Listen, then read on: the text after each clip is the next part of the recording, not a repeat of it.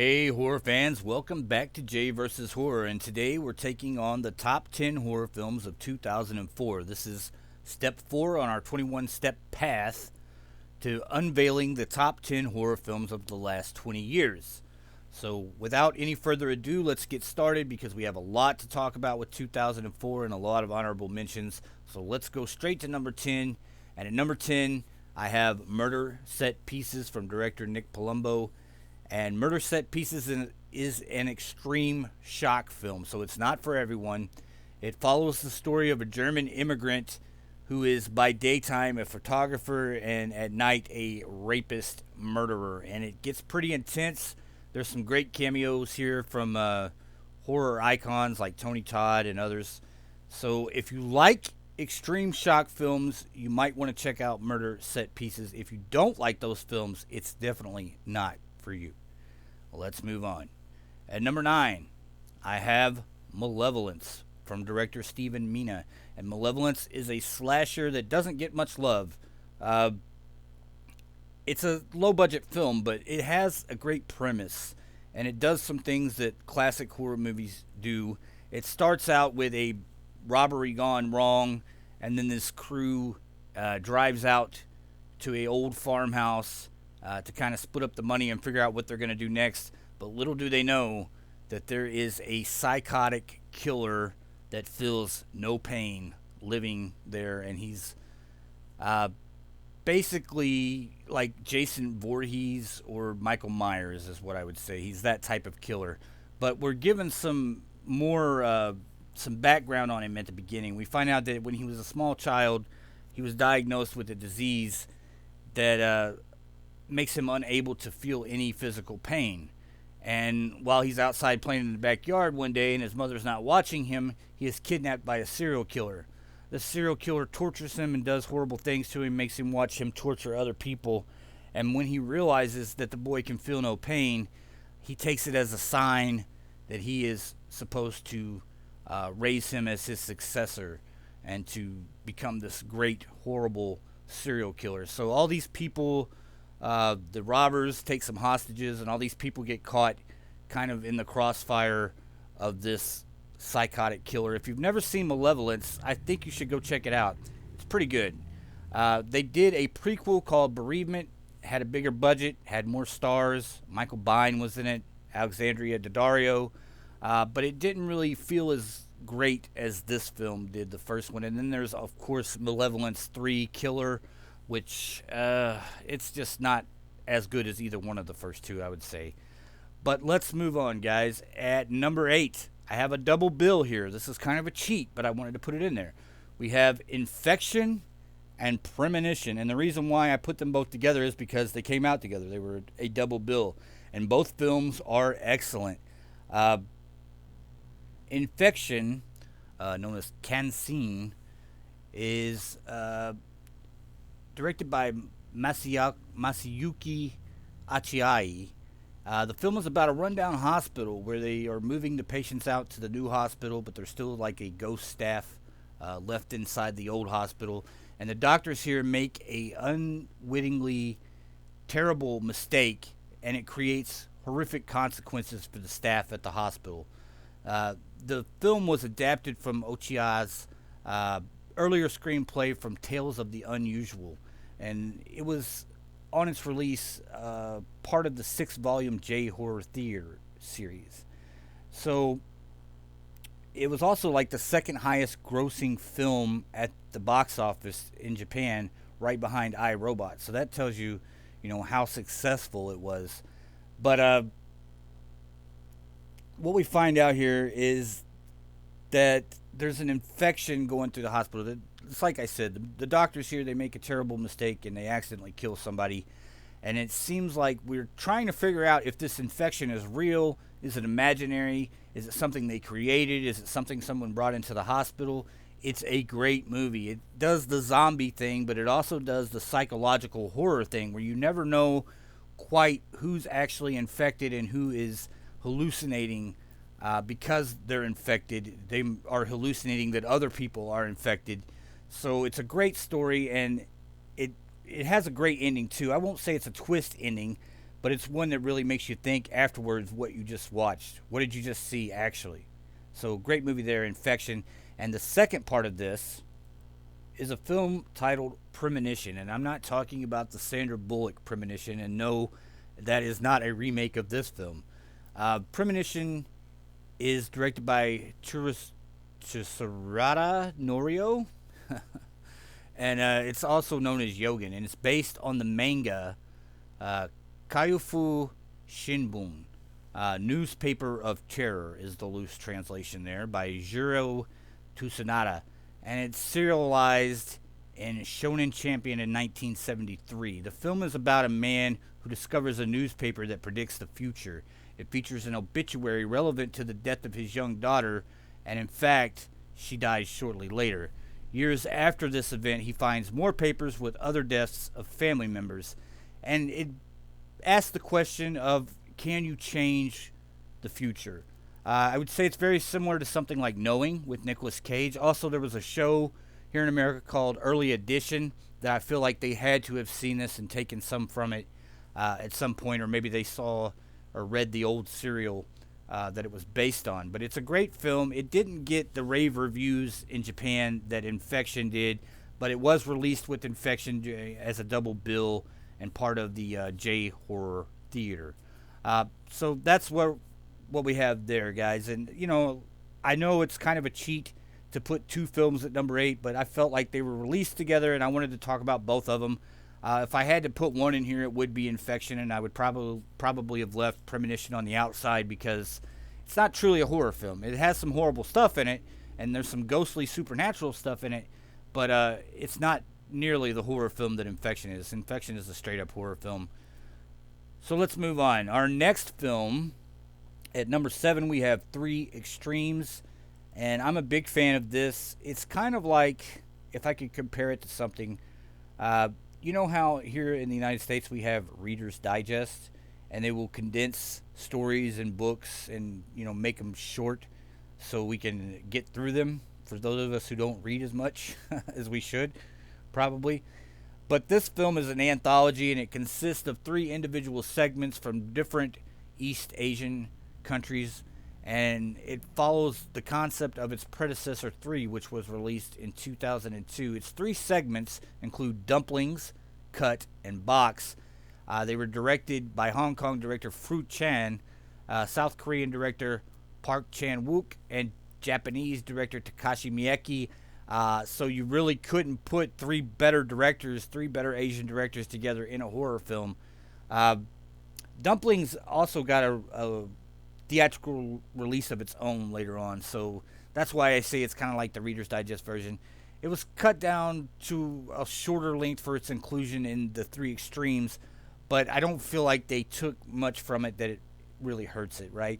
And so in Dumplings, we see an aging actress who wants to rejuvenate her youth, and we also see the depth that she is willing to go to do that, and it's kind of almost has like an Elizabeth Bathory feel, but it's much more intense than that.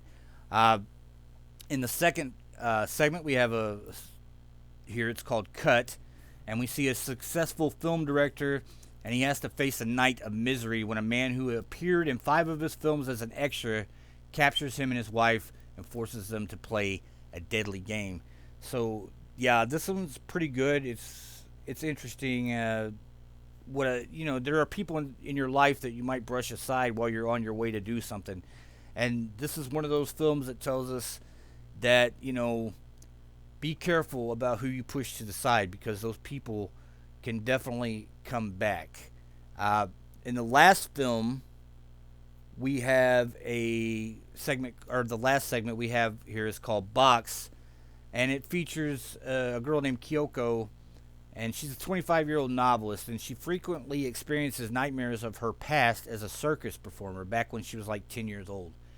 She worked in a circus with her twin sister and their benefactor, and she felt that the benefactor, Higata, was favoring her sister Shoko over her when he praised her after a performance when they were training.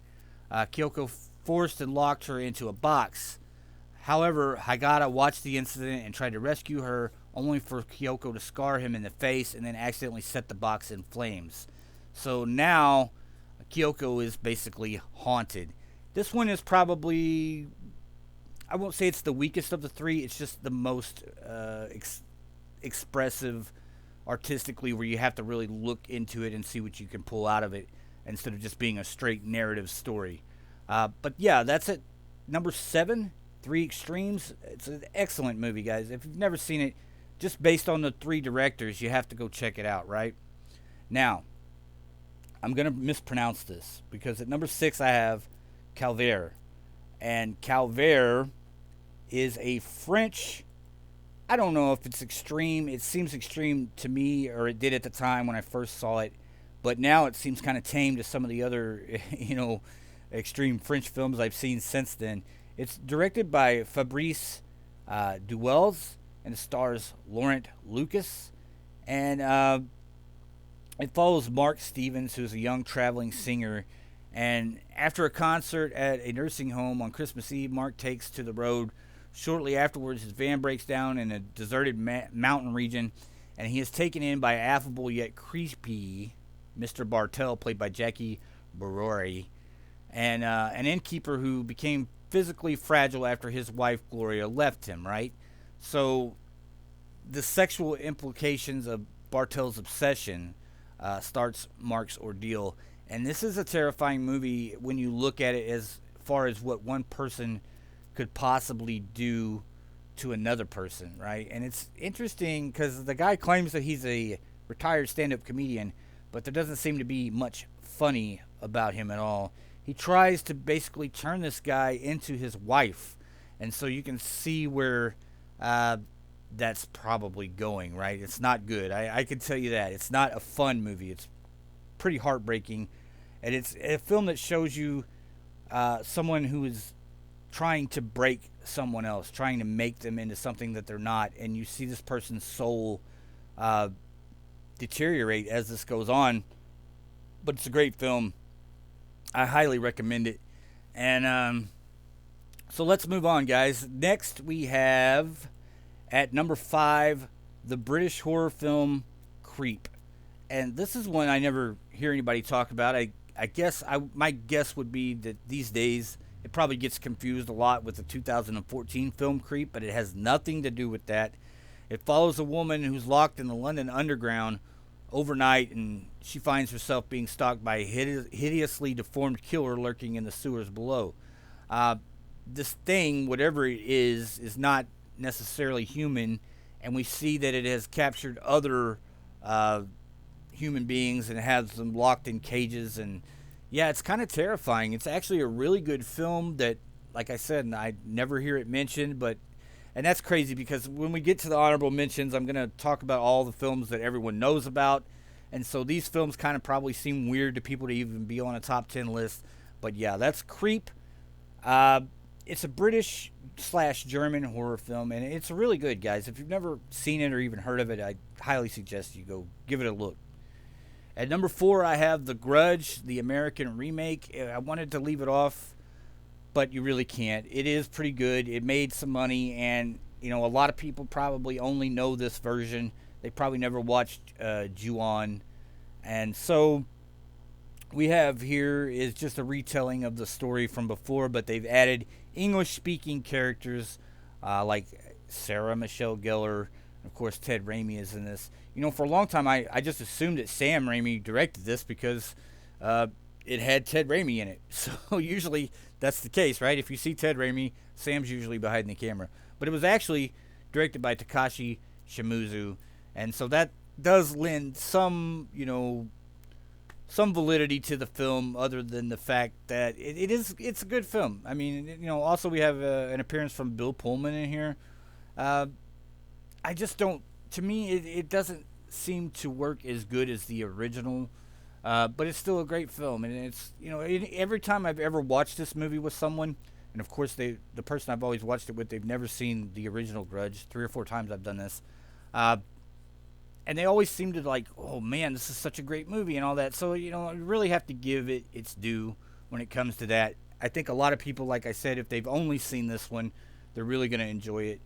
Probably more than some of us who saw the original before this came out, right?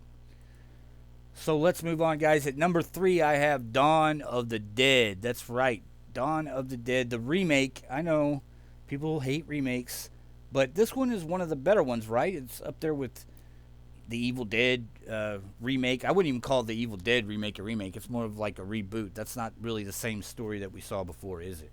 Uh, but this one is kind of a remake. They don't go exactly the same route as the original, and there's far more characters in this. We have like Sarah Polly, Ving Rhames, Jake Weber, also Ty Burrell, a few others. It's an all-star cast, a really great cast, and it's got some great zombie gore scenes. Right, we see a woman who's pregnant with a zombie. Also, there's this great opening of the small girl who, when Sarah Polly comes home, she talks to her outside, and then the next morning we see that she has turned and she tries to attack her and her husband. Uh, it's a great film, and directed by Zack Snyder. I know that probably, I don't know, Zack Snyder doesn't seem to be everybody's favorite director, but I think he's pretty talented. I know a lot of people are anxious to see this Zack Snyder cut of Justice League. I'm also excited to see that. I just want to see everything that got left out of the original, because the original, that I saw didn't seem that great to me. It was just kind of like a carbon copy of the Avengers that wasn't as good. So I think it's going to be great to see this full cut from Zack Snyder of what the Justice League was supposed to be. Plus, they gave him like an extra $40 million to go in and reshoot stuff. So it's not like they're taking this lightly, right? So let's move on. And at number 2, we go from Dawn of the Dead to Shaun of the Dead, of course. And I love this movie.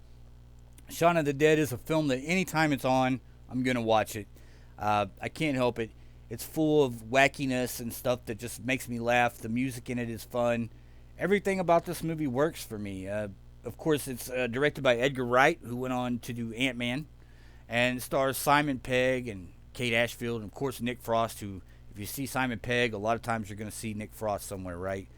And it follows, just an ordinary day in the life of these two kind of slackers who are buddies. And, of course, the end of the world, the zombie apocalypse happens.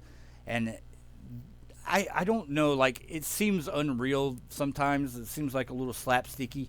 But also, like, you have to think about the people and how they would react to this situation. And I think when you do that, it kind of like makes you smile to picture those people that in your everyday life trying to deal with this situation. It's fun, and it's nice to be able to take a look at, zombie apocalypse stuff in a fun way instead of, oh, it's so depressing and I have to kill people I love and I have to do this and I have to survive and you can't trust anyone and all that. It's just fun to take a different look at it. I think Zombieland took a cue from here, and I won't say that they didn't steal any of the story, but just the basic fact that it was comedy and it worked. They took it from there after Shaun of the Dead. If you haven't seen Shaun of the Dead, what are you doing with your life? That's one of the things you're going to hear me say about some films. What are you doing with your life if you haven't seen Shaun of the Dead? Check it out, guys. At number 1, this wasn't even close. There was only one number 1 for me this year. Only one thing that even came close, and it is Saw, of course, from 2004. I love this movie. James Wan's debut film. And he did a smaller film, I think like a concept film about this, and got people interested. And that's how he was able to get these actors like Cary Elwes and Danny Glover to be in the film. Also, later on, we realize that Tobin Bell, we don't know it in this film, but we see Tobin Bell take the franchise from here afterwards. And I saw this in a theater. The town I was living and working in at the time, they had 2 theaters. They had one multiplex, and then they had another small theater that was just 2 screens, and they showed films that they weren't sure if they were going to be successful or not, right? And so I saw a couple films there I'm going to be talking about here in a minute. But the first one that I really remember is Saw. I saw it there. It was $2 cheaper than the multiplex, and I wanted to see Saw anyway. I'd read about it. So I took or my girlfriend at the time that I was dating, I took her to this, and we started to watch it. I'd say probably 25 minutes into it, she fell asleep. And I'm just sitting there like, oh, wow, this is so damn good. Like, this movie is so damn good. Where is it going? And then we get to the end, and, of course, one of the greatest endings of all time. A lot of people will tell you that they saw it coming. I don't believe that. I mean, a lot of people, every time somebody, if you see something, it's very easy afterwards, after you've seen it, to say, oh, I saw that coming. This is one where it's kind of hard to believe that they knew that that's what was going on all the time. And since then, over the years, people have poked a lot of holes in the logic of the film and things like that. It's not one that I choose to do that with. I think it's a fun movie. If you suspend disbelief and go with it, the plot holes aren't like they are in High Tension, where it's just like glaring, like, okay, that doesn't make any sense. But in Saw, there are some small inconsistent things that would make you raise an eyebrow if you really want to pick at it. But there's no reason to pick at it. It's a great film. We got a great director from it, and we got what 9 more Saw movies after that, and then we got from James Wan, the Conjuring films, the Insidious films, and much more to come probably from James Wan. So yeah, I mean, for me, there's only one number one for 2004, one thing that could be even close, and that's Saw. So let's talk about some of the honorable mentions that I had. There's a bunch, because a lot of the films I put into this top 10 were my favorites. They weren't necessarily objectively the best films. I feel they were, but that's because I like them, right? So the first one is Alien vs. Predator. I could take it or leave it. It's not really my favorite of the series. I think it's got some decent, action set pieces in it and stuff like that. But the story overall just seems kind of weak. The best thing about this film is Lance Henriksen, in my opinion. And like I said, some of the action is fine, but I don't really like where they took the story. We also have Anaconda's The Hunt for the Blood Orchid, which I considered putting at number one. I'm just kidding. I did like it, though. I didn't think it was a terrible sequel. And whatever happened to Johnny Mesner? What happened to that guy? I remember him for a while. He was in a few different things. It seemed like he was going to be like a Hollywood tough guy. And then all of a sudden he got really weird. And his face changed. It looked like he had plastic surgery and stuff. And, I don't know if maybe something happened to him or whatever. But, yeah, it didn't really take off for him after that. But if you watch him in this film, you totally see what I'm talking about, that you might think that he was going to be not a big star, but like a Jason Statham type star, Art of the Devil, which is from Thailand, which is a fun, weird film. Of course, Blade Trinity, which a lot of people hate Blade Trinity. I don't hate it. I don't know. I like the addition of Ryan Reynolds and Jessica Biel. I thought they were fun characters. And, of course, I like the Triple H vampire. But the story's not great. I'll admit that. The guy that plays Dominic Purcell, who plays Dracula in this, I don't know if this was the right role for him. And he's another guy who, like Johnny Mesner, at one point you kind of thought this guy's going to be a big star as far as like in the action world. He did a few movies around this era, and of course he did this show Prison Break, and you kind of thought maybe he was going to go further with it, but nothing really happened. So just to move on and talk about a couple of the others. Club Dread, which is from the guys who did Super Troopers and stuff. It's just a fun comedy horror film. Cube Zero, which is the last, I believe, of the Cube films, and it's not bad. It's not as good as the others, but it's not bad. Dead Birds with Henry Thomas is a decent film. Dead and Breakfast is one that a lot of people talk about all the time, and they love it. It just never really got me the way it did other people. Exorcist: The Beginning, which I think is interesting because this is one of the other films that I saw when it was released. They had 2 films, right? Because they hired a director to come in and make this movie, and what he made was Dominion, the Exorcist prequel. And then they're like, that sucks. The studio saw it, they watched it, they're like, what the hell is this? They're like, we need our Exorcist movie to be exorcisty. Do you not understand that? So what they did was they upped the effects budget.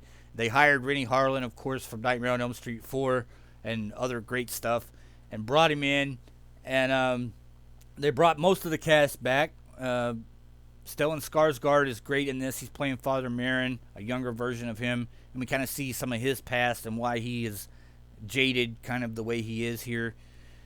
And, Exorcist: The Beginning, here's the thing. If you want to go watch a visual movie that's a little scary, I would say it's the better film that way. But here's the the thing about Exorcist the Beginning. It came out right after like The Ring and The Grudge and stuff like that, the American versions, or around the same time as The Grudge. But that's what they tried to do here, is what it feels like. It feels like they took a cue from those films and tried to copy and paste that into an Exorcist storyline.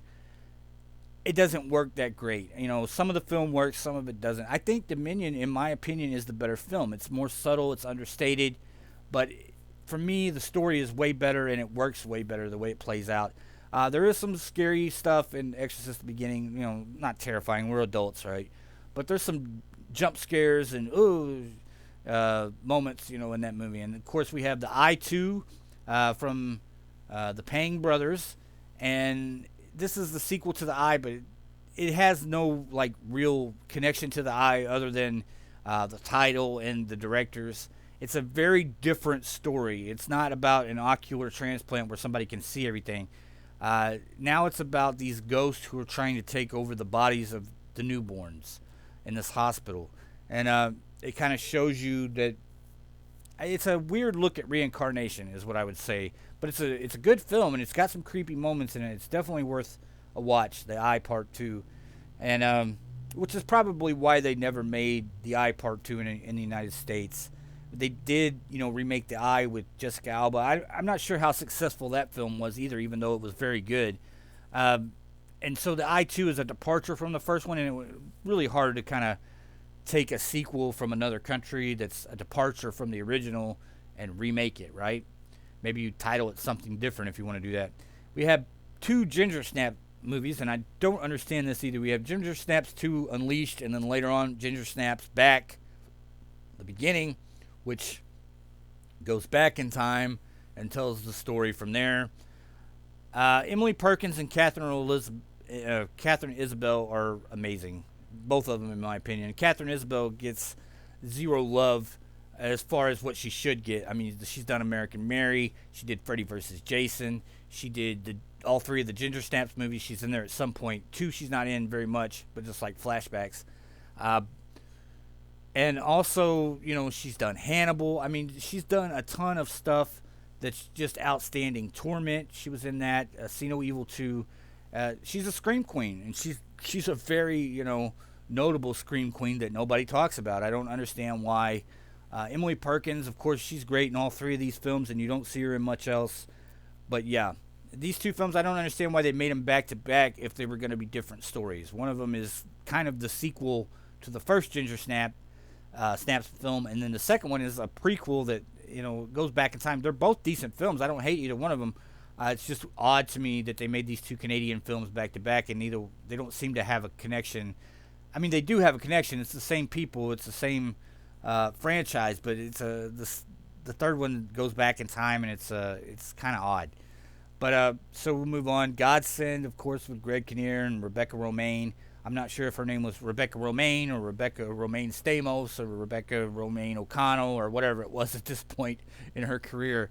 But this is where she actually tried to be an actress for a little while, right? Where she wasn't just like, you know, in a blue suit in an X-Men movie showing off her assets. She actually tried to be an actress there for a little bit. It didn't really work that great for her. Greg Kinnear is pretty good in it. And, of course, it's got Robert De Niro as kind of like the mad scientist, right? And it's about a clone. You guys can probably see where that goes. So yeah, there's quite a few in here that deserve a mention. House of Voices from Pascal Laguerre, who went on to do Martyrs, is a pretty creepy Romanian French horror film. Of course, let's see here. What else was I? Oh, yeah. One Missed Call from Takashi Miike. They totally ruined this film when they tried to remake. This is one they tried to redo in the United States, and it was terrible. I mean, it was absolutely terrible. This is one of the films that probably cut that off. You had this and The Uninvited and stuff like that, and by that time, people were just like tapping out. You know, they're like, we don't want this anymore. You guys are doing horrible remakes.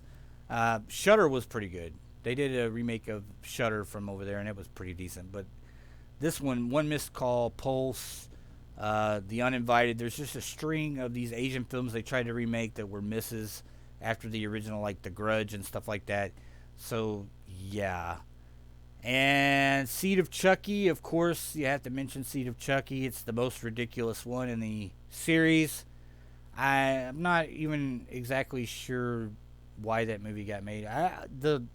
It had a theatrical release too, which is weird because there's a couple after this that didn't get theatrical release. Curse of Chucky and Cult of Chucky, which I felt were probably better than Seed of Chucky. Uh, and we had another Tremors sequel this year, Tremors 4: The Legends Begins. I don't really care about any of these films after the first one, to be honest with you. I know they're comedy and everybody loves them, but once Kevin Bacon and Fred Ward are gone, I'm not really interested in it anymore. The Toolbox Murders, which is a remake done by Tobe Hooper. Another one gets no love. Angela Bettis and Sherry Moon Zombie are in this. And I think it's a great slasher film, especially from this era. It's one of the underrated slasher films of this era. Kate Beckinsale gets no love from me again this year. I love Kate Beckinsale. She's a great actress and a beautiful woman. But her movie this year was Van Helsing with Hugh Jackman, and I couldn't put that in here either. Directed by Steven Sommers. I liked the film, but it feels more like an action-adventure Indiana Jones type thing with monsters than an actual horror film. Of course, the last film I'm going to talk about here is The Village from M. Night Shyamalan. I remember going to see this in the theater. And here's where I'm going to sound like those people I was just talking about earlier, where I'm going to tell you that I figured this out pretty early on, and I have no proof of that other than if you were sitting with me when we were watching it. Because I think it's easier with the M. Night Shyamalan films, because especially in this period, where every time he made a movie, you knew there was going to be a twist. You knew there was some kind of twist to the movie, right? So you're looking for it. And when I was watching this, I saw that, and I really liked the film. Joaquin Phoenix is in it, Bryce Dallas Howard, Adrian Brody. How could you not love the cast? William Hurt, great cast. But what got me with it is that it just, to me, gives itself away. And one thing I did love about it was it's interesting to see how these people were living in this community and they created their own legend to scare their children. And so what happens is we have a mentally unstable person who takes on that mantle because he believes it's true. So you have to wonder, while this is going on, the elders here in the community have to know, right? They know that there's no monsters out there in the dark trying to get them. So they have to know that it's one of them that's doing it, right? And so I always thought that was interesting how that played out, but it didn't make the top 10. I'd say that's one that's just outside the top 10, and it's probably beloved by a lot of people. But guys, that's it. That's the top 10 from 2004 and every other little bit I could mention or think of to throw in there. If I missed something, please let me know. Leave it in the comments. Smack me upside the head with it, whatever you feel like you need to do. And guys, I moved on this one a little bit early. I was going to wait till tomorrow to do it, but I had a little bit of free time today, so I figured I'd knock it out. And who knows, maybe tomorrow or the next day we'll move on and we'll hit part 5 with 2005. And we'll do our top 10 horror films from that year. Guys, we will talk to you the next time we got something worth talking about. Bye.